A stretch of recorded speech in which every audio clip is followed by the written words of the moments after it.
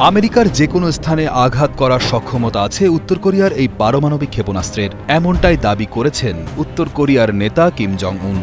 গুঞ্জন আছে এই বিশাল সামরিক সক্ষমতা অর্জনের পেছনে হাত আছে রাশিয়ার। দেশটি সম্প্রতি তাদের সবচেয়ে নতুন এবং শক্তিশালী ক্ষেপণাস্ত্র ওয়াসং-20 প্রকাশ্যে এনেছে। এটিকে তারা বলছে সবচেয়ে শক্তিশালী পারমাণবিক কৌশলগত অস্ত্র। এই বিশাল সামরিক কুচকাওয়াজে উত্তর কোরিয়ার নেতা কিম জং উন ঘোষণা করেছেন, সামরিক শক্তি হল তাদের স্বাধীনতা রক্ষার একমাত্র উপায়।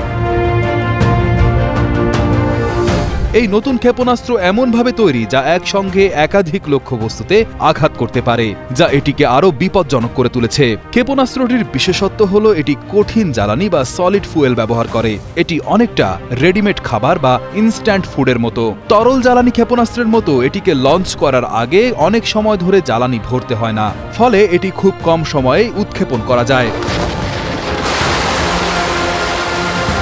সামরিক বিশেষজ্ঞদের ধারণা, ওয়াসং-20 দেখতে বেশ ভারী এবং এর নাকের অংশ বড় এবং গোল। এটি ইঙ্গিত করে যে ক্ষেপণাস্ত্রটি হয়তো একাধিক স্বাধীনভাবে লক্ষ্য নির্ধারণযোগ্য রি-এন্ট্রি ভেহিকেল বা MIRV বহন করতে পারে।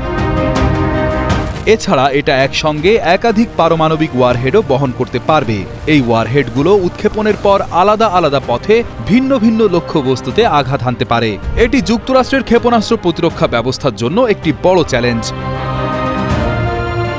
কিছু বিশেষজ্ঞ মনে করছেন, এই ক্ষেপণাস্ত্র উন্নয়নে উত্তর কোরিয়াকে রাশিয়া সম্ভবত সাহায্য করেছে। তারা এটিকে রাশিয়ার তৈরি টোপল M ক্ষেপণাস্ত্রের সঙ্গে তুলনা করছেন, যা 11,000 কিলোমিটার পাল্লার একটি কঠিন জ্বালানির ক্ষেপণাস্ত্র।